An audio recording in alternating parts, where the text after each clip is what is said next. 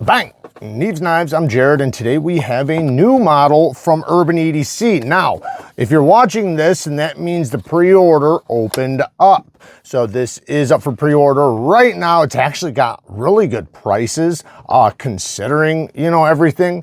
And it is pretty damn awesome. This is an amazing front flipper. Designed by T.W. Price, which, he's been around, the knife community for quite a while. I think first time I reviewed one of his models was a couple of years ago. So he's been around for a little while, a good designer. And in this case, we have a sheep's foot blade with a nice deep hollow ground MagnaCut blade with this beautiful stone wash. There's 4 different versions and all of them have a different pivot collar. And then we have a titanium milled pocket clip and a titanium frame lock. Lots of milling on the inside. Now, back to this blade, great geometry. The swedge right here is also very attractive, makes it look really sleek and really good. You got the Urban EDC logo. Then you got T.W. Price's, signature right there, or, for his design logo. Stop pin is right there in the back. Nice large stop pin. Is there an internal stop pin too? No, I don't think so. I think so. That's the only stop pin for open and closed. Now, this front flipper, wow, this one is really nice. It's super easy. I'm gonna put a little bit of KPL heavy on the detent ball. Not that I feel like it needs it or anything, but the difference between a knife before and after you put the KPL heavy on, sorry about my nail, guys. I know it looks like crap. But once you put the KPL heavy on the detent ball, whew, that's where most of your smoothness comes from. It's not from your bearings. Everybody thinks it's from the bearings. It's actually from the detent ball. So if it's gritty, or if it's slow, meaning like it's not super smooth, that's typically from the detent ball. Now let's check. Oh yeah, man, this front flipper is so good. It's got the size, the knife itself is a size that is perfect for front flippers. It's slim, which gives you max leverage, for the snap. You don't have to reach all the way over here. So you get maximum leverage and it's really easy to hold on to. You're never worried about it slipping or anything like that. The jimping is, because it's the type of jimping it is, it's like sandpaper. So it's not sharp, but what it is it's sticky. So it's like when you put pressure on, you're not gonna slip. And that's why this is like the best jimping for front flippers, because no matter what direction or how you're doing it, that front flipper is like, it's sticking to you. So it's really easy to deploy. Now, as far as a reverse flick, you can reverse flick off of the blade. I find it's pretty easy because you have a deep hollow grind here. So that means this ridge, it tapers up like this as far as, from here to here. So that little bit is something you can kind of get the skin of your finger behind to flick. So, and it works good, actually. It's pretty damn easy. It has a pretty cool sound. Nothing like special, but it sounds solid. It sounds, like, doesn't sound weak, doesn't sound like vibraty. It sounds really strong and very, very solid. I always tell when I really like a front flipper, like when I'm doing it from all different spots on my thumb. Like I literally try to find like different areas to, to crack it from. And, just to kind of, I don't know. It's just something that I do, and I notice that the better they are, the more likely I am to do that. If they're a front flipper where I have to hold it a specific way and I have to angle it a certain way in order for it to fire good, then it's typically not the best. But when I can do it from different parts of the thumb, with different grips and stuff like that, then they're typically really good. And this one is a 10 out of 10 for the front flipper. So if you're only gonna have one deployment, you want it to be good like this. Very addicting. Access to the lock bar.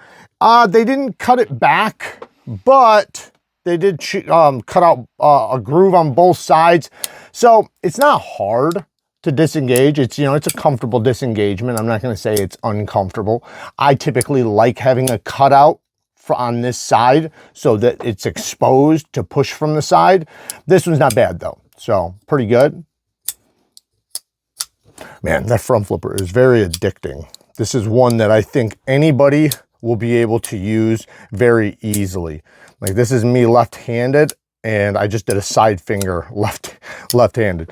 It's crazy. The cutout for the lock bar relief right here is scooped down. I do like how they did that. There's no sharp corners. In fact, that corner, if you see, it's knocked down all the way around, and it's like ramped. So the clip actually works well. It does work well. It's got a decent amount of tension on it, but the ramps are nice and smooth. So I haven't noticed really anything getting caught right there because the way they chamfered it, and also how it you know, it doesn't just hard angle where, you know, it has an edge. So that's really cool. Nice centering, very minimal. You know, you got the screw here and then the screw back here, and that's it. And it's the same screw for the clip. So very minimal design. I know he does, I'm pretty sure that's one of his things. He likes very minimal hardware and stuff. A lot of people do. I personally could take it or leave it. Like, some knives, I actually like the hardware. I like having a lot of hardware. I like seeing that a knife is built very strong. And then other times I like the sleekness of something being very minimal. Yeah, this is a cool one. I like this. I like this quite a bit.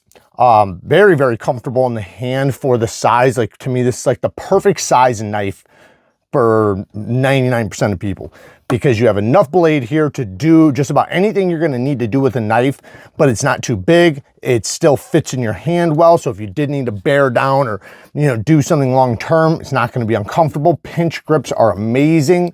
The front flipper, it's a perfect deployment for this size knife, and, you know, with the width and everything. So, you know, it's definitely, it definitely helps each other out, you know, with the size knife, the jimping, you know, the thickness here, and even the width of the knife, all of that stuff, man, it just seems like it's, you know, definitely it was definitely designed well and was definitely executed well. TA hardware, love to see that.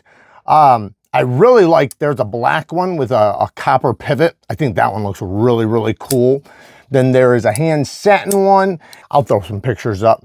But anyways, like I said, these are up for pre-order. So if you want to get one, plunge grind's good, by the way.